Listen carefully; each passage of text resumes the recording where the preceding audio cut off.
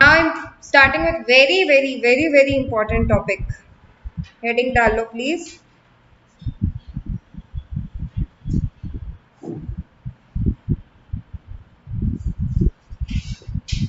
Elasticity of demand.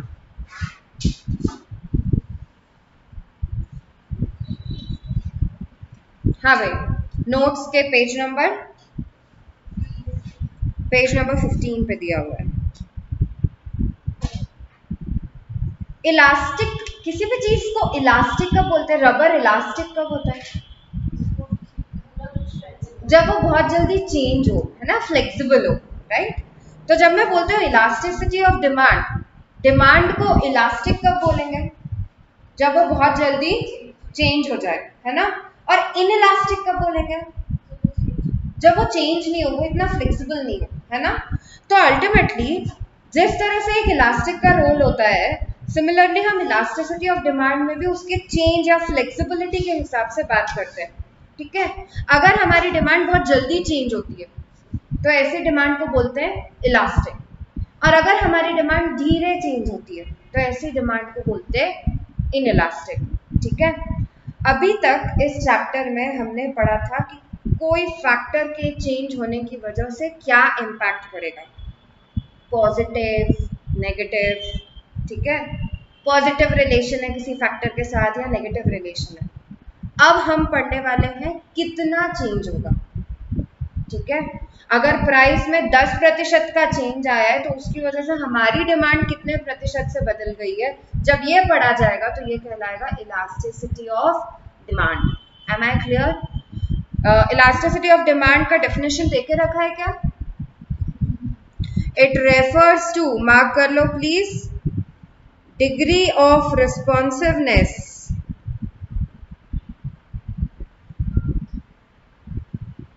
of quantity demanded to change with change in any of the factors affecting demand.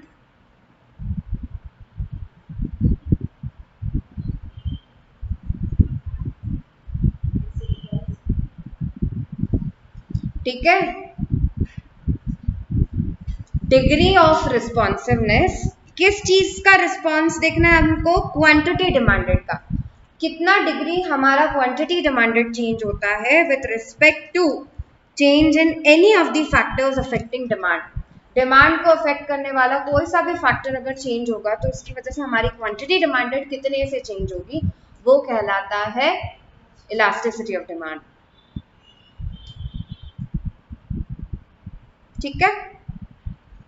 अब सुनो, 11वीं कक्षा में जब तुमने ये पढ़ा था तो तुमने बेसिकली एक ही इलास्टिसिटी कवर करी थी, वो थी प्राइस इलास्टिसिटी, है ना. कितना प्रतिशत क्वांटिटी डिमांडेड में चेंज आएगा because of change in price, ये डेफिनेशन थी. अब अपने को इसमें सबसे पहले पढ़नी है प्राइस इलास्टिसिटी, फिर पढ़नी है इनकम इलास्टिसिटी, तीसरी है क्रॉस इलास्टिसिटी, और लास्ट है advertisement elasticity.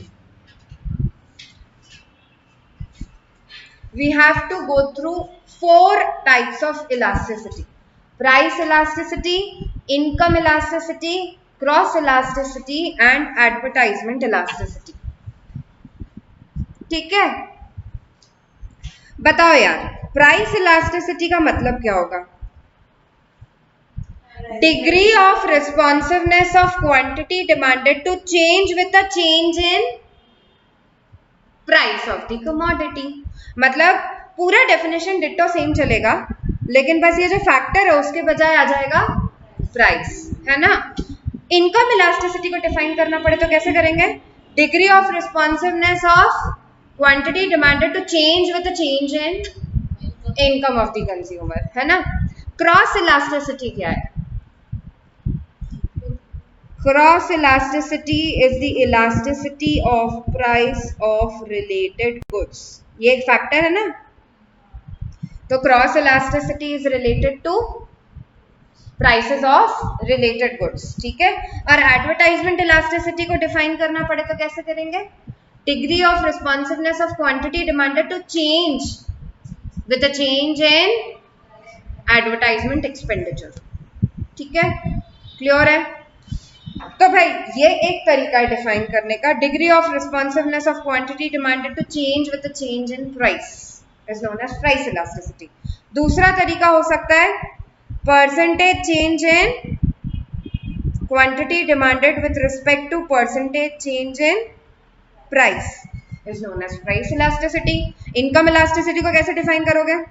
Percentage change in quantity demanded with respect to change in income is known as income elasticity.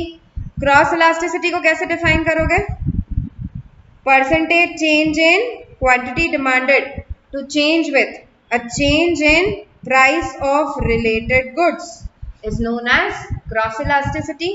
और एडवर्टाइजमेंट इलास्टिसिटी को डिफाइन किया जाएगा percentage change in quantity demanded to change with a change in advertisement expenditure is known as advertisement elasticity.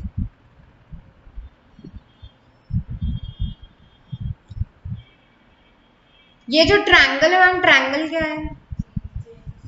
Triangle represents change, clear है, ठीक है।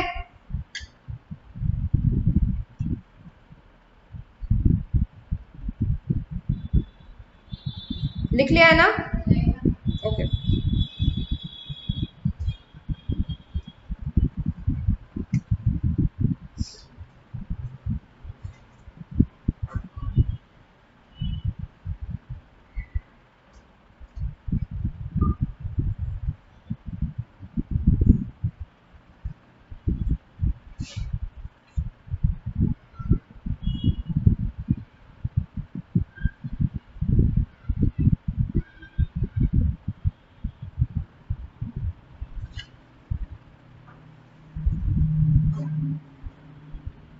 लिख लिया?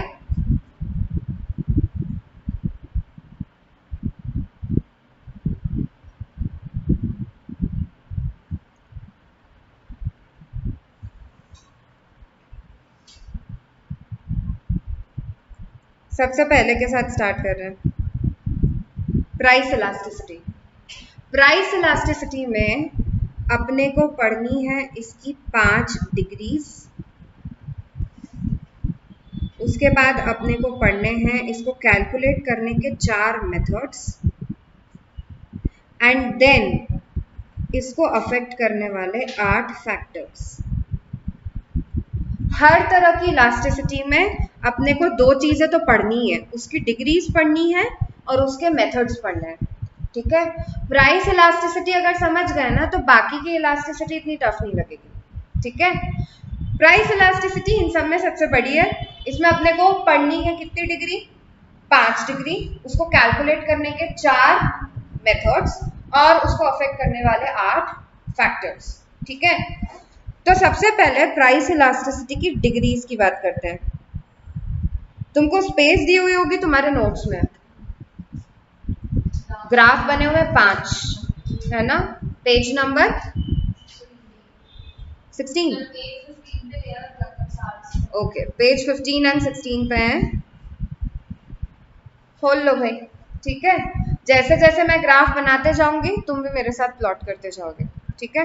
देखो प्राइस इलास्टिसिटी का मतलब होता है percentage change in quantity demanded with respect to percentage change in price.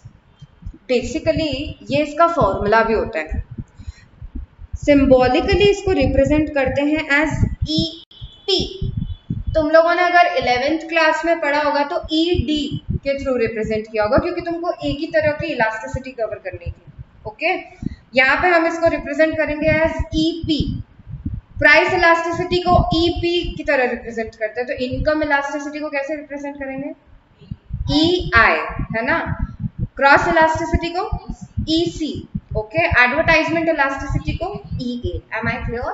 Okay, अब EP equals to percentage change in quantity demanded upon percentage change in price. कृपया ध्यान दें, यहाँ जो टर्मिनोलॉजी है वो है क्वांटिटी डिमांडेड, ठीक है, प्राइस की वजह से चेंज हो रहा है, तो it is percentage change in quantity demanded, it is not percentage change in demand. बात समझ में आ रही है? ठीक है, दिस टर्मिनोलॉजी बिकम्स इंपॉर्टेंट। अगली चीज, ये फॉर्मूला के आगे है ना एक माइनस साइन लगता है। ये जो माइनस साइन है ये क्यों लगाया जाता है? To show negative relation between price and quantity demanded, क्योंकि प्राइस एंड क्वांटिटी डिमांडेड के बीच में उल्टा रिलेशन होता है, हम ये माइनस साइन के थ्रू रिप्रेजेंट करते हैं, ठीक है? ओके, ये फॉर्मूला कहीं लिख लो ब्लैंक पेज पे, पेज नंबर 15 के पास में जगह हो तो वहां लिख लो, पेज नंबर 16 के पास में जगह हो तो वहां लिख लो। पेज नंबर 17 पे it's given to you, percentage method के हेड के अंदर है, तो वो माइनस साइन के नीचे प्लीज लिख लो यार, पेज नंबर 17 पे लिख लो, जहां ये फॉर्मूला देके रखा है उसमें minus sign, it is a symbol to show negative relation between price and quantity demanded. Sign नहीं देके रखा है तो साइन बना लो प्लीज।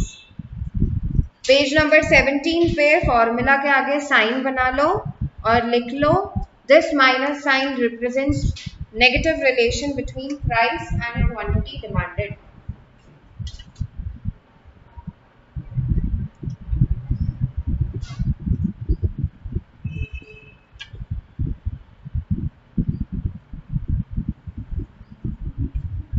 लिख लिया है?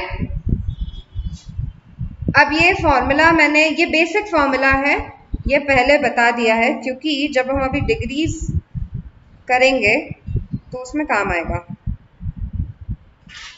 अब वापस आ जाओ यार डिग्रीज पे।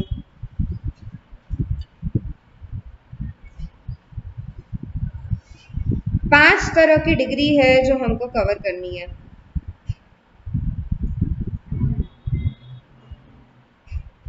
पहली डिग्री हेडिंग दी हुई है क्या?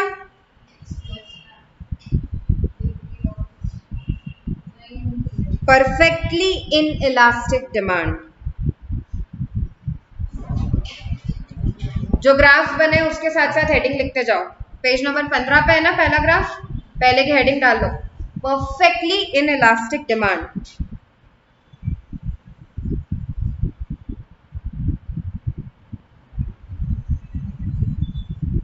वाई एक्सिस पे क्या लूंगी मैं और एक्स एक्सिस पे? मेरे को एक बात बताओ यार, तुम मेरे को बोल रहे थे कि जब भी कोई चीज धीरे चेंज होगी तो वो कहलाएगी इनइलास्टिक, अगर अपनी डिमांड धीरे चेंज हुई तो वो इनइलास्टिक डिमांड है, तो परफेक्टली इनइलास्टिक कब होगी? जब बिल्कुल ही चेंज ना हो, ठीक है? इट इज अ सिचुएशन जहां पे आपकी प्राइस कितनी ही ऊपर नीचे हो जाए, आपकी क्वांटिटी डिमांडेड पे बिल्कुल भी फर्क नहीं पड़ता है। मीनिंग लिखो पहले, जो ग्राफ है उसके नीचे या उसके पास में जगह होगी, ठीक है? मीनिंग लिख लो, a situation where there is no change in quantity demanded with respect to change in price।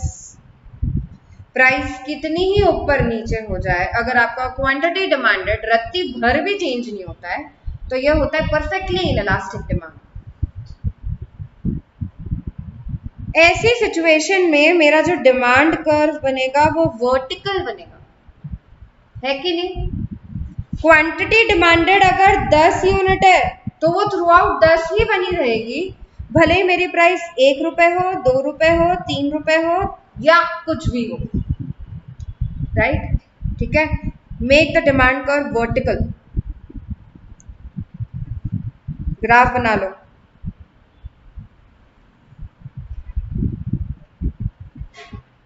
उसके आगे लिख लो वर्टिकल, या फिर इसको बोलते हैं पैरेलल टू वाई एक्सिस।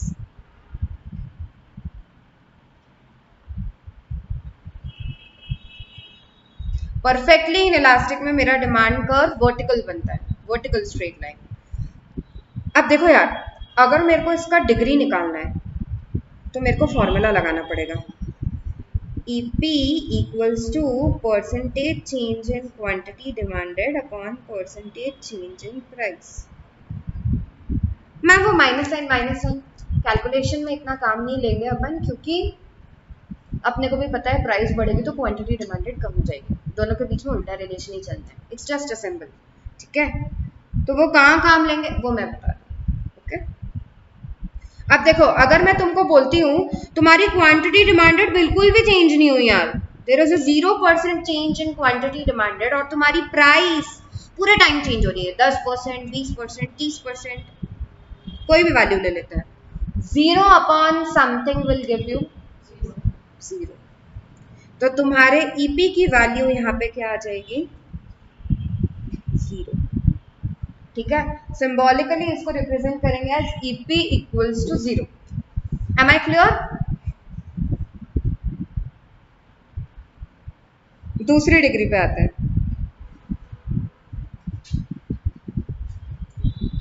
इसका बिल्कुल ऑपोजिट यार, इसका ऑपोजिट क्या होगा, परफेक्टली इलास्टिक डिमांड, ठीक है।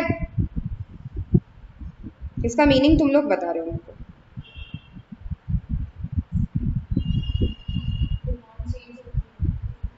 प्राइस और डिमांड एक ही रेट से मतलब परफेक्टली इलास्टिक डिमांड है। इलास्टिक डिमांड मतलब डिमांड चेंज होती है, परफेक्टली इलास्टिक मतलब प्राइस कांस्टेंट है तो भी डिमांड पूरे टाइम चेंज हो रही है, ऐसे सिचुएशन को बोलेंगे परफेक्टली इलास्टिक डिमांड। लिखो प्लीज, अ सिचुएशन वेयर, जो सेकंड ग्राफ है पेज नंबर 16 पे, उसके पास में जो जगह है उस पर लिखना है, a situation where price does not change at all but quantity demanded changes continuously। A situation where price does not change at all but quantity demanded changes continuously। Graph कैसा बनेगा, इसका वर्टिकल था, इसका हॉरिजॉन्टल बनेगा। ऐसी situation जहां पे price अगर 1 रुपए थी तो वो पूरे टाइम 1 रुपए ही है, लेकिन क्वांटिटी डिमांडेड पूरे टाइम फ्लक्चुएट हो रही है, इससे ग्राफ को बोलते हैं हॉरिजॉन्टल, या फिर parallel to which axis, parallel to X axis. आया समझ में? इसका डिग्री बता दोगे क्या तुम, इनफाइनाइट, ठीक है। कैसे निकाला, फॉर्मूले में रख के देखो। ऐसी सिचुएशन जहां पे क्वांटिटी डिमांडेड पूरे टाइम चेंज हो रहा है, से फॉर एग्जांपल 10% सर, प्राइस बिल्कुल चेंज नहीं हो रही, 0% change in price, something upon 0 हमेशा होता है इंफिनिटी, और 0 अपॉन समथिंग हमेशा होता है 0, इसमें कोई कंफ्यूजन नहीं होना चाहिए। हाँ, इसका सिंबल हो जाएगा EP इक्वल्स टू इनफाइनाइट। तीसरी degree, unitary elastic demand. Third one, unitary elastic demand. Unit का मतलब 1 होता है यार, तो यहां पे है ना EP की वैल्यू 1 है। बताओ फॉर्मूला में देखकर मेरे EP की वैल्यू 1 कब आएगी, करेक्ट। मतलब अगर मैं तुमको बोलती हूँ कि पता है मेरी प्राइस है ना 10% से कम हो गई, इस वजह से मेरी क्वांटिटी डिमांडेड 10% से बढ़ गई, तब मेरी वैल्यू 1 आएगी ना यार, राइट। मतलब दोनों में बराबरी का चेंज आया है, हालांकि इनवर्स रिलेशन अपनी जगह इंटैक्ट रहेगा, एक कम होएगा और दूसरा बढ़ेगा, लेकिन दोनों में बराबरी से प्रोपोर्शनेटली सेम चेंज आता है। ऐसे सिचुएशन को बोलते हैं यूनिटरी इलास्टिक। मीनिंग लिखो please, a situation where percentage change in quantity demanded equals to percentage change in price.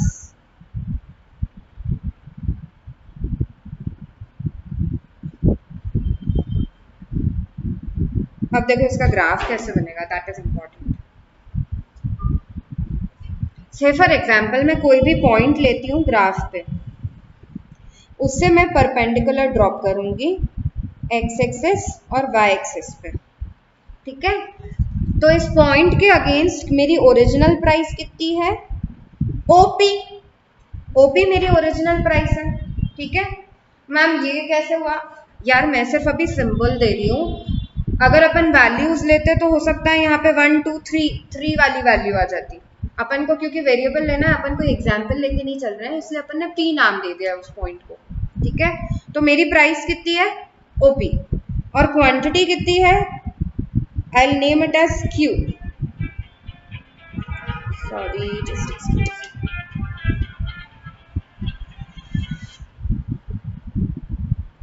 Quantity demanded is O Q, ठीक है। अब अगर तुमको बोला है कि बराबरी का चेंज बताना है, तो जितने प्रतिशत से या जितने डिस्टेंस से तुम प्राइस कम कर रहे हो, उतने ही डिस्टेंस से तुमको क्वांटिटी बढ़ानी पड़ेगी, राइट। तो से for example OP1 is the new price, price पहले के कंपैरिजन में कम हो रही है। Can you see the graph, price अगर कम हो रही होगी तो क्वांटिटी डिमांडेड क्या बढ़ रही होगी,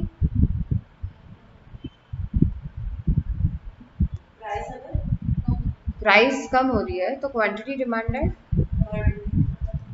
डिमांडेड बढ़ रही होगी, है ना। तो बताओ ओ क्यू के पहले मेरा नया पॉइंट होगा या ओ क्यू के बाहर, ओ क्यू के बाद में होगा। मैम उनको थोड़ा कंफ्यूजन हो रहा है, आप क्या कर रहे हो।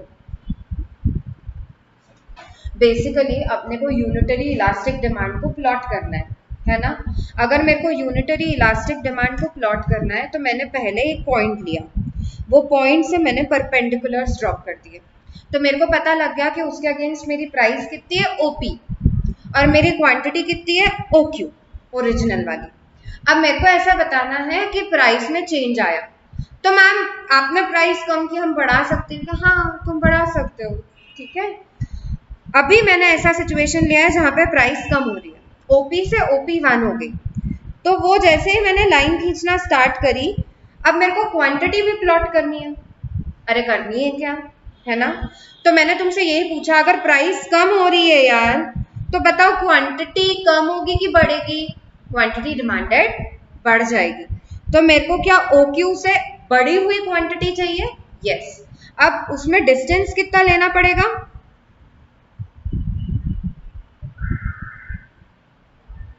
सेम डिस्टेंस रखना है। यूनिटरी इलास्टिक डिमांड बतानी है तो भाई जितना चेंज तुम प्राइस में ले रहे हो ना, उतना ही चेंज तुमको क्वांटिटी में भी लेना पड़ेगा। बात समझ में आ रही है, पक्का, ठीक है।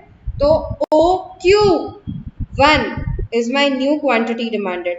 अब मेरे को 2 पॉइंट्स मिल गए हैं, क्या मिल गए हैं, इन दोनों पॉइंट्स को मैं ज्वाइन कर रही हूँ, तो ये है मेरा demand curve for unitary elastic demand.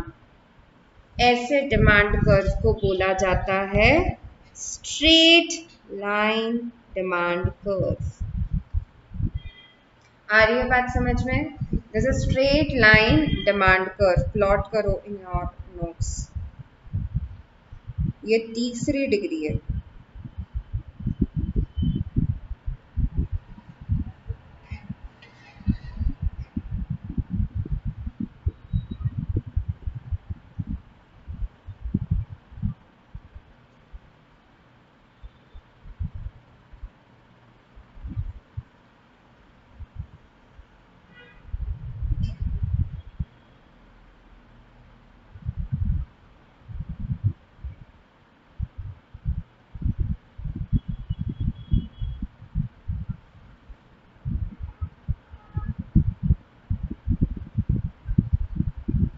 चौथी डिग्री है, ये पर्यायवाची है, हाँ। एग्जाम में किसी भी नाम से पूछ सकते हैं इसलिए। रिलेटिवली इनइलास्टिक डिमांड, या फिर सिर्फ इनइलास्टिक डिमांड, या फिर हाईली इनइलास्टिक डिमांड, तीनों इसी के नाम है। देखो यार, यूनिटरी इलास्टिक तब होती थी जब दोनों में बराबरी का चेंज आया। परसेंटेज चेंज इन प्राइस और percentage change in quantity demanded दोनों बराबर है, तो होती थी unitary elastic demand. Relatively inelastic कब होगी? जब डिमांड में बड़ा चेंज या प्राइस में बड़ा चेंज? प्राइस में बड़ा चेंज और कंपैरेटिवली डिमांड में कम change. A situation where percentage change in price is greater than percentage change in quantity demanded, क्योंकि भाई नाम में ही है डिमांड कैसी है, रिलेटिवली इनइलास्टिक। तो प्राइस अगर 20% से बढ़ रही है, मेरी क्वांटिटी डिमांडेड 10% से ही कम हो रही है, ऐसी सिचुएशन को बोला जाएगा रिलेटिवली इनइलास्टिक। अरे आ रहा है क्या समझ में? पक्का? सिंबल कैसा होगा यार? मैं तुमको बोल रही हूं कि क्वांटिटी डिमांडेड 10% से चेंज हुई या बढ़ गई, क्योंकि प्राइस 20% से कम हो गई। इसका आंसर कितना आएगा? 0.5। मेरा आंसर 1 से कम आ रहा है कि 1 से ज्यादा आ रहा है? मेरा आंसर 1 से कम आ रहा है, 1 बड़ा है ना? तो अल्टीमेटली इसका सिंबल होता है, जो भी आंसर आएगा तुम्हारा ईपी का वो 1 से कम होगा, है ना? Symbolically EP less than 1 is the degree. अब इसको ग्राफिकली भी देख लेते हैं। Price on Y axis, quantity demanded on X access.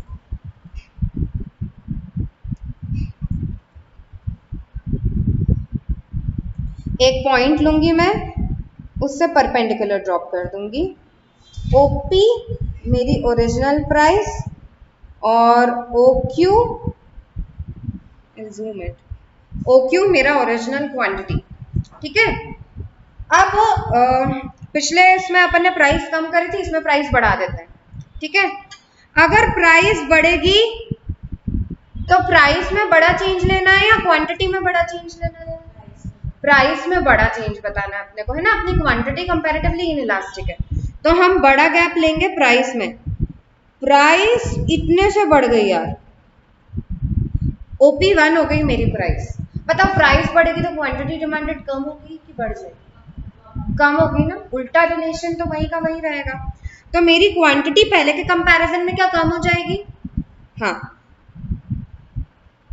अब क्वांटिटी थोड़े से ही कम होगी और प्राइस ज्यादा से बढ़ेगी, तो there will be a bigger change in price and less change in quantity demanded. Q1 मेरी नई क्वांटिटी है। मेरे को ये पॉइंट मिल गया जहां पे ये दोनों ज्वाइन हो रहे हैं, तो ये दोनों पॉइंट्स को जब मैं ज्वाइन करती हूँ तो मेरा जो डिमांड कर्व है, ऐसे डिमांड कर्व को कंपैरेटिवली स्टीपर बोलते हैं, थोड़ा खड़ा, ठीक है? दोनों डिमांड कर्व्स में हल्का सा ही अंतर है। यूनिटरी वाला थोड़ा फ्लैट जाता है और ये थोड़ा खड़ा हुआ जाता है, स्टीप, ठीक है? क्लियर है ये डिग्री? अरे आ रहा है क्या समझ में? पांचवी और आखिरी डिग्री तुम लोग प्लॉट करो खुद से। फिफ्थ,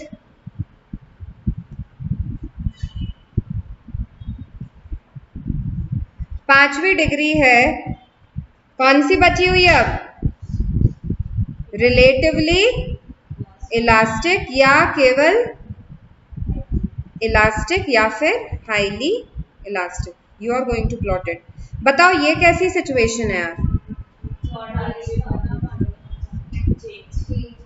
जहां पे percentage change in quantity demanded is more than percentage change in price. Plot करो यार।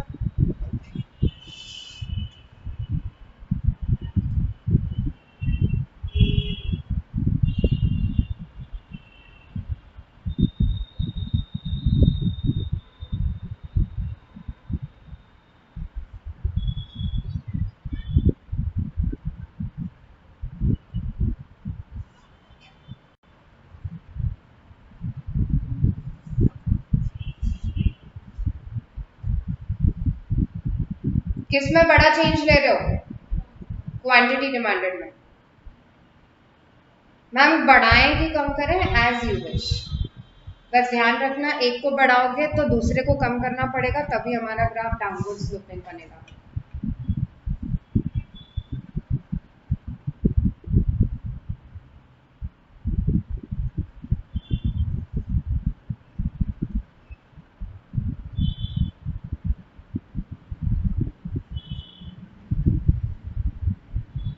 बना लिया?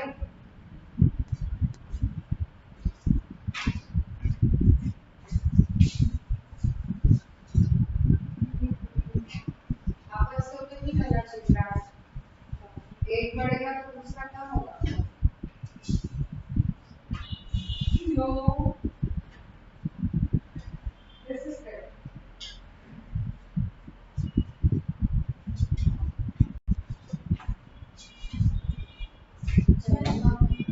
एक बढ़ेगा तो दूसरा कम होगा, ठीक है? ओके, देखो अपने को ऐसी सिचुएशन बतानी है जहां पे मैं प्राइस वापस से बढ़ा रही हूँ। ओपी मेरी ओरिजिनल प्राइस और ओकी ओरिजिनल क्वांटिटी थी। मेरी प्राइस थोड़े से ही बढ़ रही है, ओपी 1। तुम लोगों ने अगर कम किया है तो इट्स एब्सोल्युटली ओके, ठीक है? प्राइस कम करोगे तो क्वांटिटी डिमांडेड बढ़ जाएगी। प्राइस ओपी 1 हो गई, प्राइस थोड़े से बढ़ी है, इस वजह से क्वांटिटी डिमांडेड ज्यादा से कम हो गई है। चेंज इन क्यू बड़ा है और चेंज इन पी छोटा है। प्राइस बढ़ेगी तो क्वांटिटी डिमांडेड को घटाना पड़ेगा, ठीक है? तभी मेरे को डाउनवर्ड स्लोपिंग ग्राफ मिलेगा। ये जो डिमांड कर्व है वो है फ्लैटर, कंपैरेटिवली फ्लैट, आड़ा बनेगा, ठीक है? आ रहा है क्या समझ में?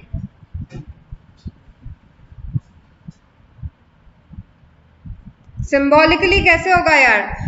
अगर मैं तुमको बोलती हूँ क्वांटिटी डिमांडेड पता है 40% से बढ़ गई यार, मैंने मेरी प्राइस केवल 10% से कम करी थी, उस वजह से क्वांटिटी डिमांडेड 40% से बढ़ गई। ईपी का वैल्यू कितना आ रहा है? 4। क्या 4 1 से बड़ा है? Yes, EP would be greater than 1। Symbolically इसको लिखा जाएगा ईपी ग्रेटर देन 1।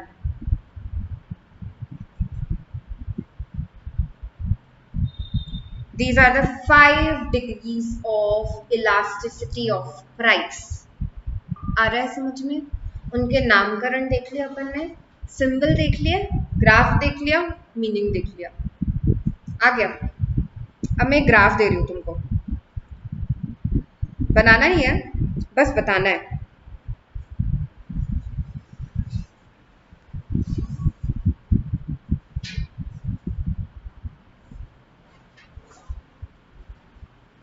ठीक है,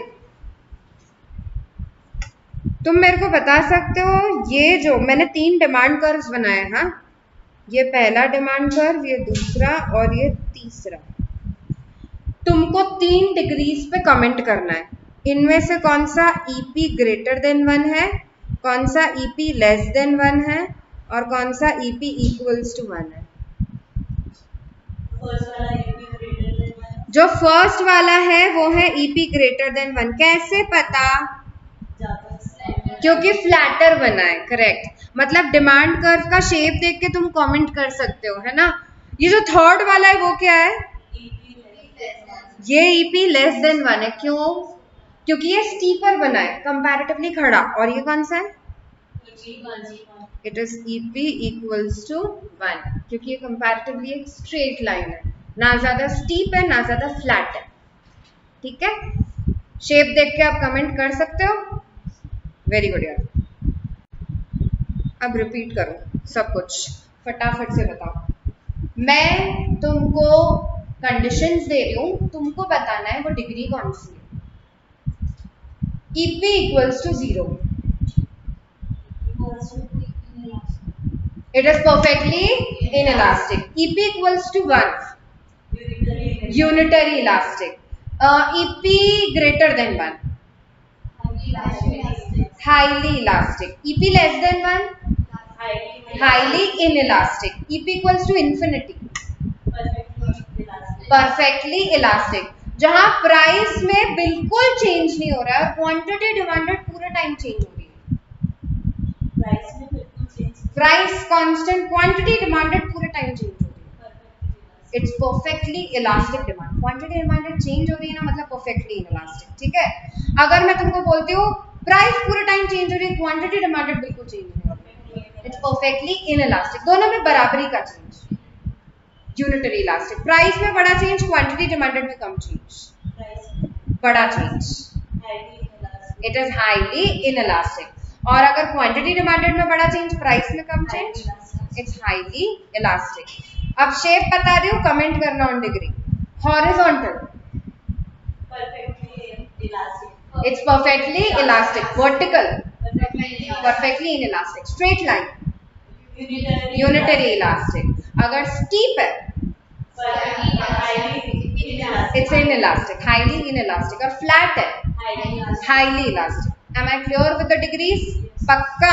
आगे बढ़े. अरे याद हो गया, डिग्रीज हो गई. प्राइस इलास्टिसिटी की 5 डिग्रीज कर चुके हैं अपन. अब आ जाते हैं 4 मेथड्स पे. अच्छा, पहला मेथड कर लेता है, फिर I leave you. You came late today यार, मतलब it was really late. I will just take first method. Numerical कल करेंगे.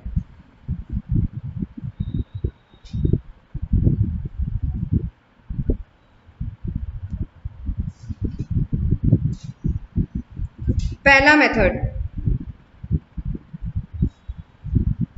परसेंटेज मेथड या फिर proportionate method.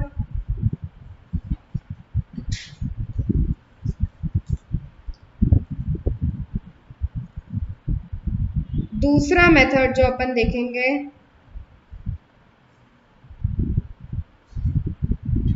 Total outlay method या टोटल एक्सपेंडिचर मेथड. तीसरा method point method, point elasticity या फिर इसको बोलते हैं ज्योमेट्रिक मेथड. और चौथा और आखिरी मेथड आर्क मेथड.